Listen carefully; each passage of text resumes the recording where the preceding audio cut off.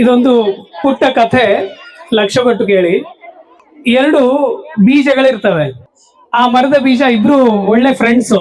ಅದೆರಡು ಬೀಜ ಒಂದು ದಿನ ಭೂಮಿ ಮೇಲೆ ಬೀಳುತ್ತೆ. ಒಂದು ಬೀಜಕ್ಕೆ ತುಂಬಾ ಉತ್ಸಾಹ ಇರುತ್ತೆ, ಒಂದು ದೊಡ್ಡ ಗುರಿ ಇರುತ್ತೆ.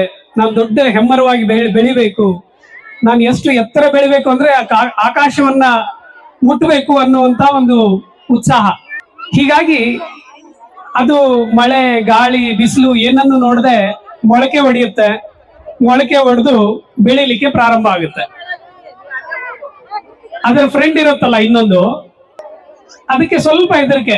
ಅಯ್ಯೋ, ಇವತ್ತು ಜೋರ್ ಮಳೆ ಬಂದ್ಬಿಟ್ರೆ ಹೇಗೆ, ಇವತ್ತು ಬೇಡಪ್ಪ, ನಾಳೆ ಮೊಳಕೆ ಹೊಡೆಯೋಣ. ತುಂಬಾ ಬಿಸಿಲಿದ್ರೆ ಹೇಗೆ, ಅದಕ್ಕೆ ಈ ವಾರ ಬೇಡ, ಮುಂದಿನ ವಾರ ಸ್ವಲ್ಪ ಬಿಸಿಲು ಕಡಿಮೆ ಆದ ಮೇಲೆ ಹೊಡಿತೇನೆ.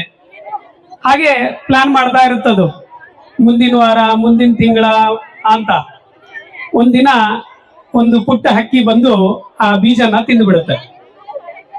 ಈ ಮೊದಲೇನು ಗಿಡ ಬೆಳೆದಿರುತ್ತಲ್ಲ, ಅದು ದೊಡ್ಡ ಹೆಮ್ಮರವಾಗಿ ಹೂವು, ಹಣ್ಣುಗಳನ್ನು ಕೊಡ್ತಾ ಇರುತ್ತೆ.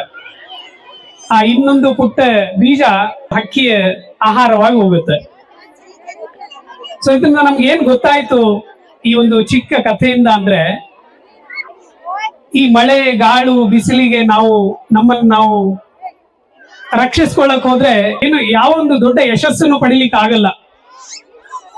ನಮ್ಗೆ ಯಶಸ್ಸು ಬೇಕು ಅಂದ್ರೆ ಇದನ್ನೆಲ್ಲ ಎದುರಿಸ್ಬೇಕು. ಅದೇ ತರ ಈ ಪುಟ್ಟ ಬಾಲಕರು ಇಲ್ಲಿ ಇವತ್ತು ಸ್ಟೇಜ್ ಮೇಲೆ ಬಂದು ಪರ್ಫಾರ್ಮ್ ಮಾಡ್ತಾ ಇದ್ದಾರೆ ಅಂದ್ರೆ, ಅವರು ಆ ತರ ಒಂದು ದೊಡ್ಡ ಧೈರ್ಯವನ್ನ ಮಾಡಿ ಹೆಮ್ಮರವಾಗಿ ದೊಡ್ಡ ಲೀಡರ್ಸ್ ಆಗಿ, ನಾಯಕರಾಗಿ ಮುಂದೆ ಬೆಳಿಲಿಕ್ಕೆ ಇದೊಂದು ಪುಟ್ಟ ಸ್ಟೇಜ್. ಅದಕ್ಕೆ ಇವತ್ತಿಂದಾನೇ ನಾವು ಆ ಪ್ರಯತ್ನವನ್ನ ಮಕ್ಕಳಲ್ಲಿ ಆ ಒಂದು ಉತ್ಸಾಹವನ್ನ, ಪ್ರೋತ್ಸಾಹವನ್ನ ತುಂಬಬೇಕು. ಅಂದಾಗ ಮಾತ್ರ ಅವರು ನಾಳೆ ಒಂದು ದೊಡ್ಡ ಹೆಮ್ಮರವಾಗಿ, ಒಂದು ದೊಡ್ಡ ನಾಯಕರಾಗಿ, ಲೀಡರ್ ಆಗಿ ಬೆಳೀತಾರೆ.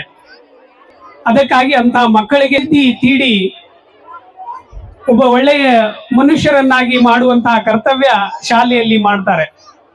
ಒಂದು ಕಾಡು ಕಲ್ಲು, ಅದು ಮೂರ್ತಿ ಯಾವಾಗ ಆಗುತ್ತೆ, ಅದು ಪೆಟ್ಟು ತಿಂದಾಗ, ಉಳಿಯ ಪೆಟ್ಟು ತಿಂದಾಗ್ಲೇ ಅದೊಂದು ಮೂರ್ತಿ ಆಗುತ್ತೆ. ನಮ್ಮ ಶಿಕ್ಷಕರು ಶಿಲ್ಪಿಗಳು, ಆ ಶಿಲ್ಪಿಗಳು ಅದನ್ನ ಮೂರ್ತಿಯನ್ನಾಗಿ ಮಾಡಿದ್ಮೇಲೆ ಯಾವ ಜನ ಅದನ್ನ ಕಾಲಲ್ಲಿ ತುಳಿದುಕೊಂಡು ಹೋಗ್ತಿದ್ರು ಅವರೇ ಬಂದು ಅದನ್ನ ಪೂಜಿಸ್ತಾರೆ.